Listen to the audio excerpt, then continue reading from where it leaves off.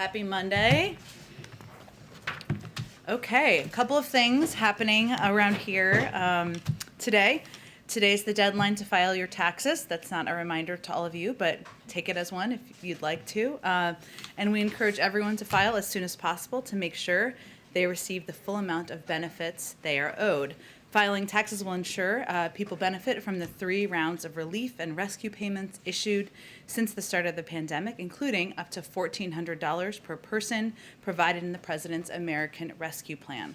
Filing also ensures people get all the refundable tax credits they may be eligible for, like the Earned Income Tax Credit, the Child Tax Credit. And today, Treasury and the IRS announced that starting in July, the American Rescue Plan will deliver critical tax relief to middle-class and hard-pressed working families with children. The first monthly payments of the expanded child tax credit will be made on July 15th to 39 million households, covering more than 88% of children in the United States. These payments will be made on the 15th of each month, unless the 15th falls on a weekend or holiday, allowing families who receive the credit by direct deposit to plan their budgets more effectively. And eligible families will receive a monthly payment of up to $300 per month for each child under the age of 6 and up to $250 per month for each child age 6 until the year they turn over age 6, till the year they turn 18. More than 80% of the 39 million households will receive the child tax credit by direct deposit to ensure safe and fast delivery. Only other item for the top for all of you. Today, we join the international community in recognizing the International Day Against Homophobia, Transphobia, and Biphobia. The Biden-Harris administration will always stand with the LGBTQI community and is steadily implementing the presidential memorandum on advancing the human rights of lesbian, gay, bisexual, transgender, queer, and intersex persons around the world. As the president stated, everyone is entitled to dignity and equality. We will continue to engage with our allies and partners to advance the human rights of LGBTQI people at home and in all corners of the world. Josh, why don't you kick us off? Thanks, Jen. 2 quick subjects. President Biden said last Thursday that Israel had a right to defend itself and that its actions thus far were not a significant overreaction. After the events of the past few days, does the president still believe that Israel's actions have been proportionate? Well, first, Josh, let me remind people that the president also did 2 calls over the weekend that we did readouts of. And in those calls, he stressed the need for Hamas to cease firing rockets into Israel and affirmed, again, Israel's right to defend itself against terrorist attacks. As I would note from the reports, there have been more than 3,000 rockets that have been shot from Hamas into Israel over the last several days. He also expressed his concern that this current period of conflict has tragically claimed the lives of Israeli and Palestinian civilians, including children, and he raised concerns about the safety of journalists, including those who had to leave the building where the Associated Press was based, and reinforced the need to ensure their protection. So how we are looking at this from our standpoint is that our focus, our goal, every single action we take, every statement we make is with the objective of reducing the violence and bringing an end to the conflict on the ground. There are times in diplomacy where we'll need to keep those conversations quieter, where we won't read out every component of it. But that is our objective, and that is the prism through which every action and every comment is being made. Gotcha. And then, go ahead. Secondly, Go ahead, Josh. The Supreme Court agreed today to hear a Mississippi law that would ban abortions after 15 weeks of pregnancy. And I was curious, does the administration believe that law is constitutional? And if the court upheld the law, what would this administration be prepared to do? Well, I don't have a comment specific to the Supreme Court taking the case, but generally speaking, given this is a state law, I can say that over the last 4 years, critical rights, like the right to health care, the right to choose, have been under withering and extreme attack, including through draconian state laws. And the president and the vice president are devoted to ensuring that every American has access to health care, including reproductive health care, regardless of their income, zip code, race, health insurance status, or immigration status. As such, the president is committed to codifying Roe, regardless of the unrelated, it's all related, but to the outcome of this case. Go ahead. Just stepping back a little bit from the current situation with Israel and the Palestinian territories, we reported over the weekend that your envoy in the region has been basically telling both sides that they need to start thinking about what a peace process might look like after this happens. And I'm just curious whether the president is willing to invest himself in being a broker in that kind of a process, and whether you're starting to think about what that might look like. Well, Trevor, I think it's clear to everyone who's been a part of and covered or been a part of, I was at the State Department back in 2014. We all know that the only way to bring an end to violence, to bring an end to this escalation of violence, is for there to be a two-state solution over time. And in both calls the president made this weekend, he underscored his strong commitment to a negotiated two-state solution as the best path to reach a just and lasting resolution of the Israeli-Palestinian conflict. But in terms of what that would take or what form and what it would look like, it is going to require both parties wanting to engage in that and wanting to have a discussion about the path forward and who would be the point person from this end. We're certainly not quite there yet. It will be up to both parties to decide if they want to move forward on that pathway. Okay, and then just one more question on that subject, which is what would be the value in making a case for a ceasefire from your standpoint, and would you do that? Well, let me first say that what's most important is that we all share. The United States shares with a range of countries around the world, those who have been outspoken at the UN, our partners and friends in Europe, a commitment and a desire to bring an end to the violence. And how we are approaching this is through the prism, again, of what steps can we take, what actions can we take behind the scenes. We've had over 60 calls in the past week from the president on down with senior leaders in Israel, the Palestinian Authority, and across the region. And how can we bring an end to the violence through our relationships in the region, both with the Israelis and the Israeli government, and also with key other partners, whether it's the Egyptians, the Qataris, and other key countries in the region. So that is how we are approaching it from the United States. Go ahead. Thanks, Jen. I want to ask that in the inverse. Why not? What is the value in not calling for a ceasefire right now, given many of those countries that you just listed, our close allies, France, UK, Egypt, Jordan, have done so, are doing so? That is true, but the role we are playing, the action, the prism we are making all of our decisions through is how can we help bring an end to the violence and bring an end to de-escalate the situation on the ground. And our calculation at this point is that having those conversations behind the scenes, weighing in with our important strategic partnership we have with Israel, also with other countries in the region, is the most constructive approach we can take. So our approach is through quiet, intensive diplomacy, and that's where we feel we can be most effective. And does the president's assessment from last Thursday still stand that he does not see Israel strikes as a significant overreaction? Again, I think I noted that the president also had 2 calls over the weekend since Thursday where he conveyed his concerns about the current period of conflict, the lives of Israeli and Palestinian civilians that have been lost, and certainly raised his concern about the safety and security of journalists and others who have been impacted on the ground. So we're not going to give a day-by-day evaluation. I will say that our objective is to, just like it is with other countries and our partners around the world, is to play the role we can play in the most constructive way possible to reduce the violence, to de-escalate the situation on the ground, and a great deal of that is going to be through intensive, quiet diplomacy behind the scenes. Just one last question, if I may. You mentioned the journalists on the ground on that Gaza tower strike. The Prime Minister Netanyahu called this a perfectly legitimate target. Does this White House agree with that? Well, I would say that any intelligence is being handled through intelligence channels. I don't have a further readout or confirmation of any of those details from here, nor do I have an assessment of that intelligence that was stated by the Prime Minister. Go ahead. Hey, Jen. The president obviously has a decades-long relationship with Prime Minister Netanyahu. They met a number of times, of course, most recently when he was the vice president. Tom Friedman wrote today about this being a January 6th moment for Prime Minister Netanyahu. Is there a concern at the White House by the president that domestic politics in Israel are currently a barrier to an end to this escalation of violence? Well, I will say, Mike, good to see you, first of all. I will say that it's not our role to assess or analyze the politics on the ground in Israel. Everybody has their own politics in different regions of the world, and we see that play out in foreign policy all the time.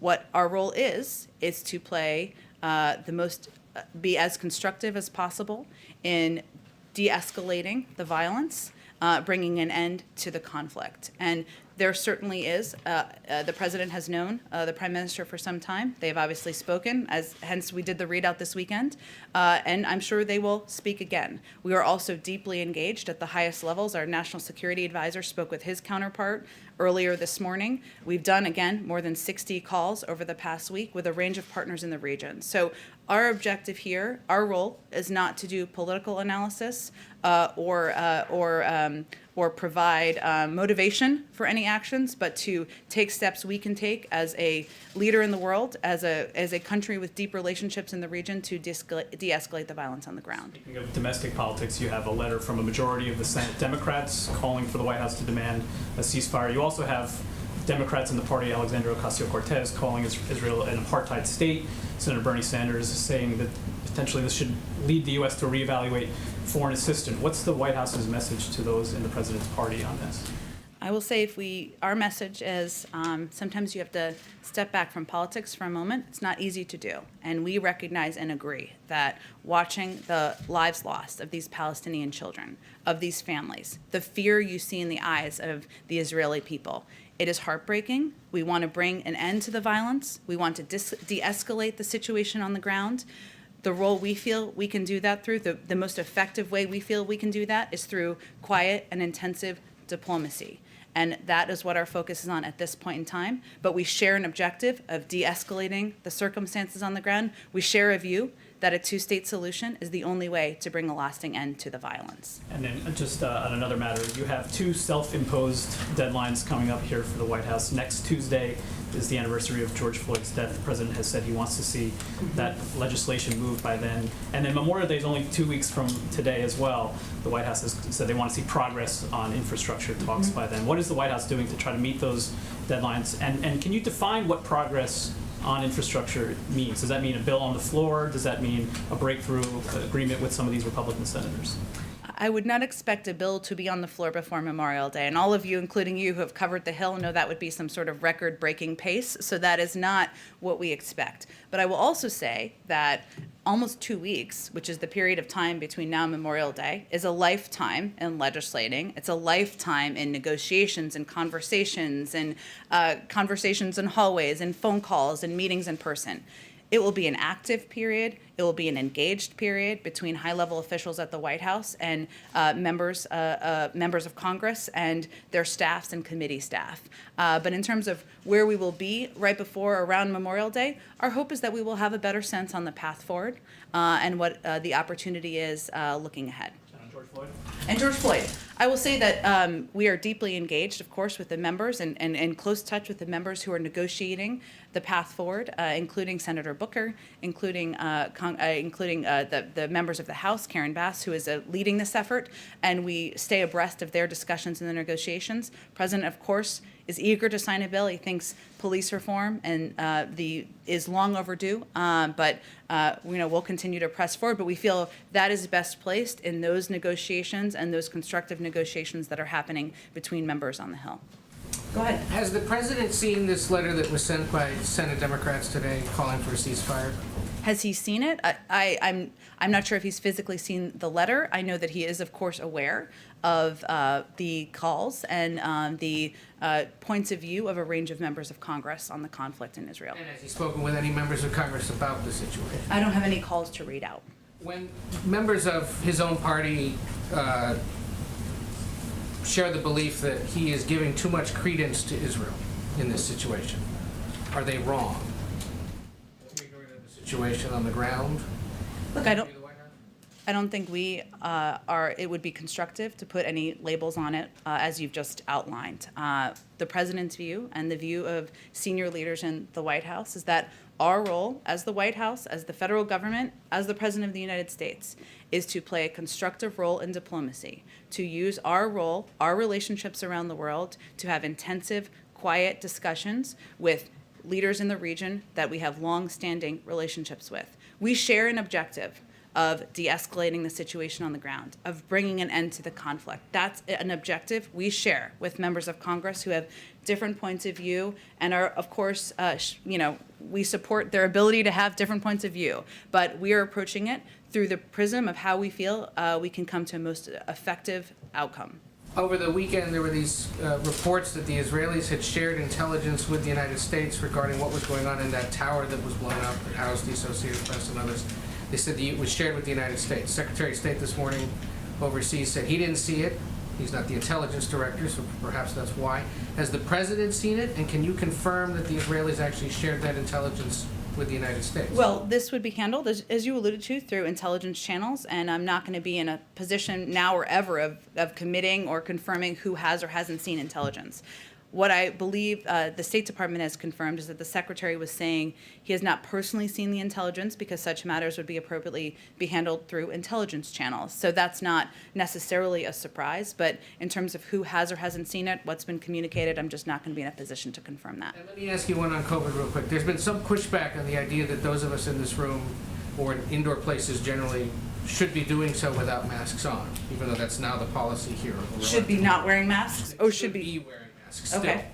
despite the CDC guidance. Plenty of vaccinated people say they're not ready to take their masks off because they fear it would leave them unprotected, even though doctors have said masks are about protecting other people, not necessarily you wearing them.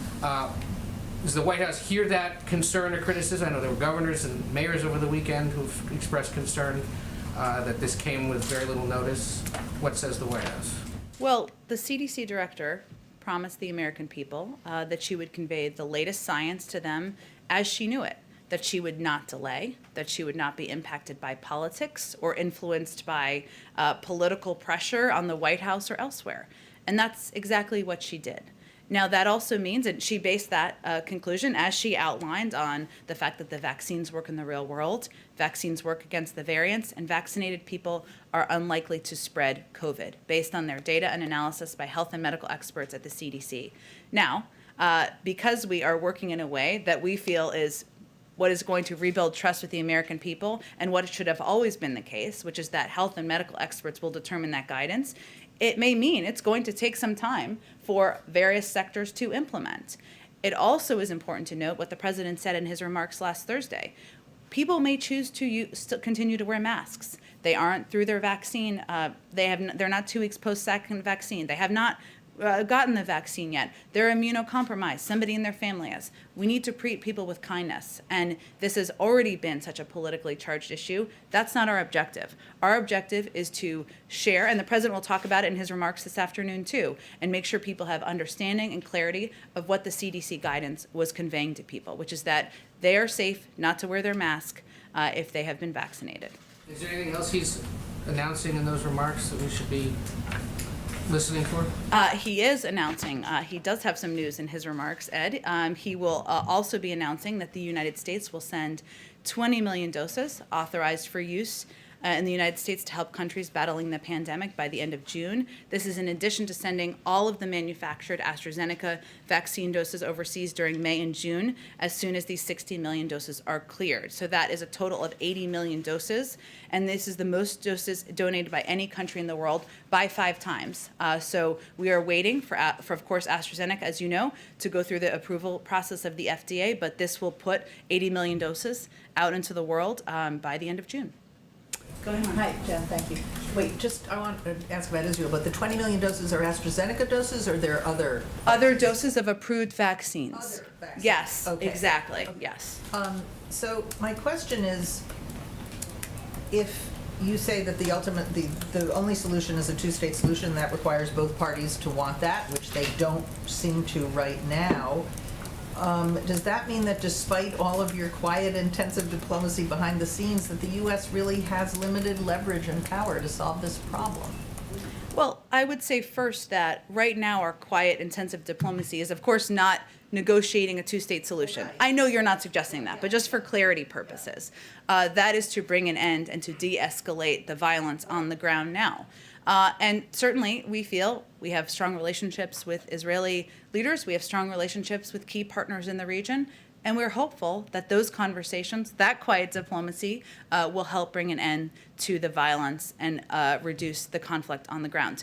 as it relates to a two-state solution, you've been through many of these, as have I, and it is clear that it will require both parties to be committed themselves. The United States cannot manufacture on our own a two-state solution. It would require both parties having that desire to move So forward. it sounds like what you want the American people to understand is that although you are trying your hardest and doing everything you can with all your relationships behind the scenes, the U.S. does not have the power to solve this problem, or it doesn't have the leverage to solve this problem. Well, I would say first that it's been 7 days.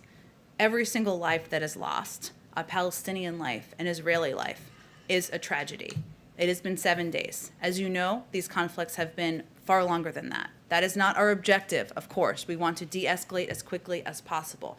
But yes, it would require actions from Israel. It would require actions from Hamas to end the violence on the ground. There are a range of parties and entities who are involved in those discussions, and we want to play as constructive a role as humanly possible. I just have one more quick one. Is it fair to say that you don't want to answer the question yes or no whether the president feels the Israeli response has been disproportionate? I don't think it's constructive. We are going to take everything we convey, whether it's a statement or an action, is going to be to the end of de-escalating the situation on the ground. Hence, we're not going to give a day-by-day grade. Clearly, we want to end the violence. Clearly, we want to de-escalate. Clearly, we want the lives of Palestinians, Israelis to be saved. Go ahead, Nancy. The Washington Post reported that the Biden administration earlier this month approved $735 million in weapon sales to Israel. Is the White House considering putting that on hold during the fighting? And is the Israeli response forcing the administration to reconsider future arms sales? I've seen the report. I would say the State Department would be the entity to confirm, which I don't believe they have, any future sales or weapon sales. We do have an ongoing and abiding strategic security relationship and partnership with Israel, but in terms of the status of that or considerations moving forward, I'd point you to the State Department. And just one more question. Did the president speak directly with any Republican senators over the weekend on the infrastructure proposal or the negotiations? I don't have any calls to read out for you. Sometimes these are scheduled, sometimes they happen on the fly, and oftentimes, maybe we'll just keep the theme going of diplomacy here. Sometimes those are best happening without particular readouts to have a constructive outcome. Let's see, go ahead. Thanks, Jen. Just one more on Israel. Sure. As this crisis, gets worse and worse every day, are there any concerns that we might not be able to hit the Afghanistan withdrawal deadline and might need to intervene in a peacekeeping fashion somehow? No. No, not at all. Okay. I've not been made aware of any concern of the overlapping of an impact on our Afghan withdrawal. Glad to hear it. On a different notion, or a different subject rather, the mask guidance again. Has this triggered a new conversation about whether we need to have, perhaps not a mandate, but a standard vaccine passport that businesses can use, or is this decision going to be left up to the states? I know the president was pretty critical of his predecessor for sort of taking that hands-off approach.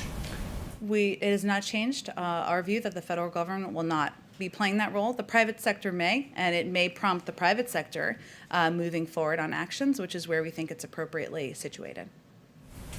Go ahead.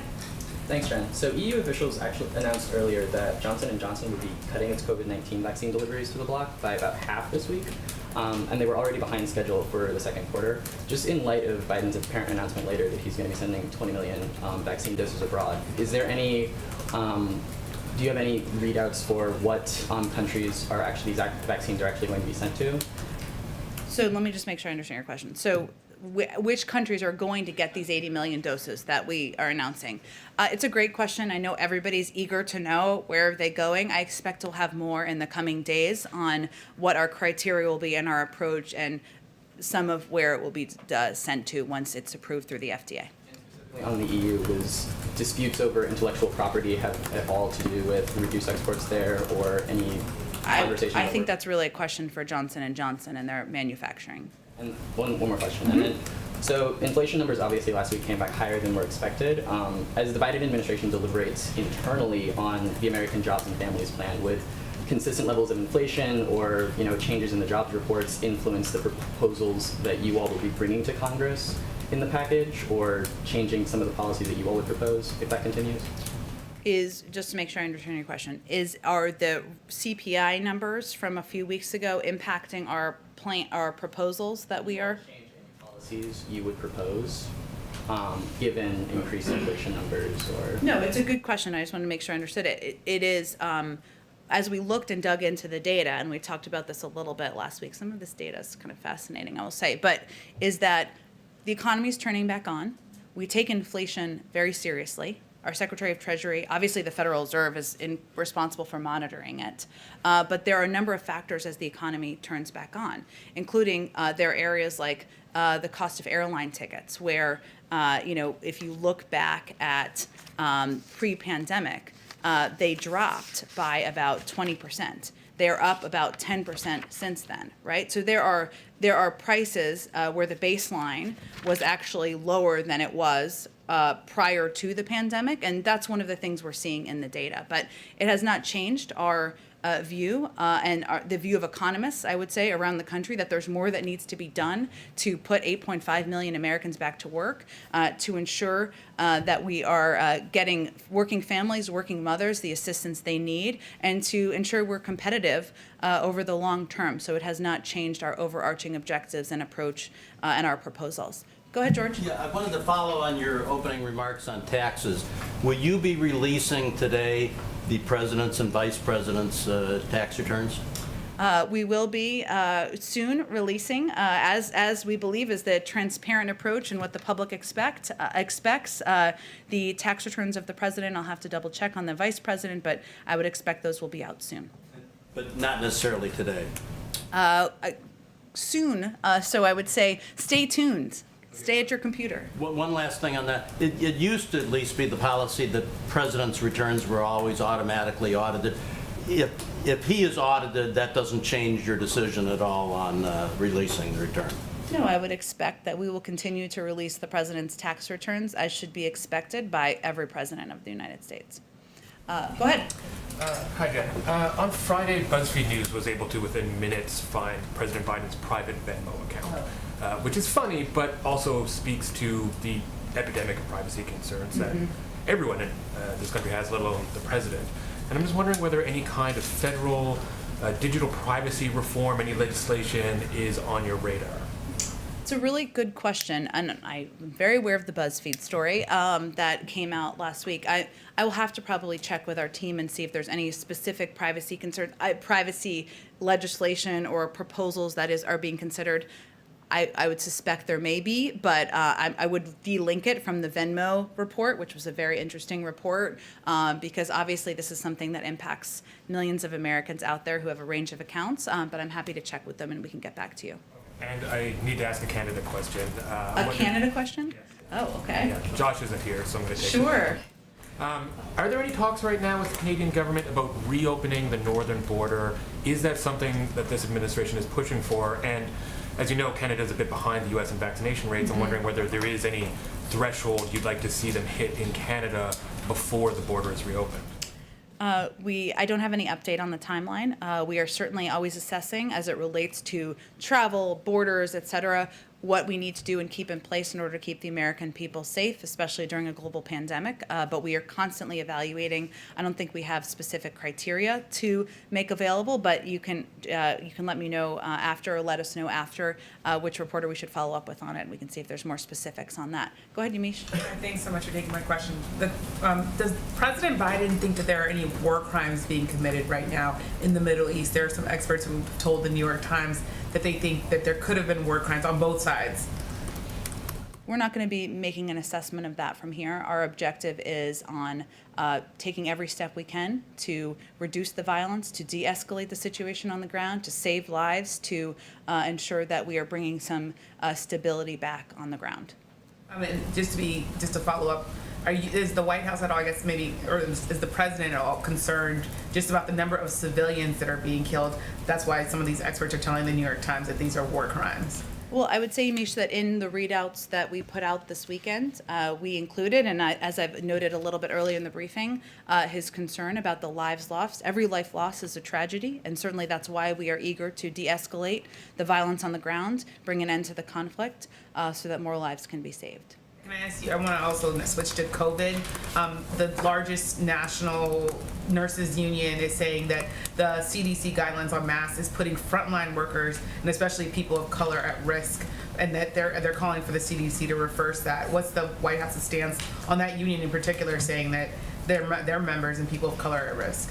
Well, I would say we don't have any particular response directly to the union. I will say that, again, the objective of the CDC and of Dr. Walensky was to deliver on the commitment she made to the American people, which is to provide guidance based on health and scientific evidence on what people can do that is safe. And so her guidance that was put out last week makes clear that if you have been vaccinated, their recommendation is that you are safe not to wear a mask inside, outside, and when you're not in large public gatherings. There's going to be a determination about implementation, and there are going to be populations and communities where they take a different approach to implementation, because a lot of it is going to be based on the level of vaccination, the level in each community. So we certainly respect and value that, but it is still, our view is that that science is the North Star. She was delivering on her promise, and we will continue to work with a range of communities on implementation. Can I ask you a follow-up on COVID? I've talked to some people who are very worried about the idea that we're operating on an honor system in a lot of ways, that we're in places like Walmart and Target, there's already starting to be rule changes based on the CDC guidance. What do you say to people who think it's worrisome to be operating on an honor system, that it could put kids or even immune-compromised Americans at risk? Well, I would say that what this guidance provides is information to the public about what they can do to be safe. Wear a mask. If you're not vaccinated, that applies to kids. I have 2 kids. That isn't always easy, but that is the health and medical guidance. If you are vaccinated, you no longer need to wear a mask in these settings. So the guidance is actually pretty clear, but it gives people the information and the power to be able to protect themselves. If you get vaccinated, you go through your 2 doses, you're 2 weeks past your doses, you no longer need to wear a mask. If you are not, you should still wear a mask to protect others, but also to protect yourself. And it also makes clear that kids should still wear masks. So I would say that we know people are digesting this. We've all been wearing masks. Many of us have been wearing masks, I should say, for 14 months now. And different companies, different organizations, different communities are going to implement based on a range of factors, including vaccination levels, cases, transmission rates. And we all should respect that. But it was the responsible step to put out the data from the scientists when it was available. And that's exactly what we did. My question that was on kind of the enforcement of this and the honor system idea that you're trusting Americans all over this country to follow those guidelines. Well, what I'm saying is that though you're empowered, if you are not vaccinated, to wear a mask. So it is less about the honor system. You don't have to trust the person next to you has been vaccinated if you have not been vaccinated. If you wear a mask, the guidance is saying that that provides protection. So, it doesn't, if you're vaccinated, you don't need to wear a mask. So the honor system is, I'm not sure I completely understand that argument, given it provides guidance directly to individuals about what they can do to protect themselves. One quick last one, which Sure. is the CDC, from my understanding, it's saying that it's not going to be tracking breakthrough people who get the virus if they're already vaccinated, unless they're hospitalized or they die. I'm wondering if you could talk a little bit about what the thinking behind that, why the president thinks that that's the best way forward to not track people who get the virus if they're vaccinated, if they don't get hospitalized or die. I know that we'll have a health briefing, a COVID team briefing, I believe tomorrow, if I'm remembering correctly the schedule, and it's an excellent question that I encourage you to ask them, and it's certainly one that should be answered by medical experts. Go ahead, Lalit. Thank you. I wanted to ask you about India. What is your assessment of the COVID-19 situation in India? And the President has already announced 100 million of assistance to India. Is it thinking about additional more assistance to India?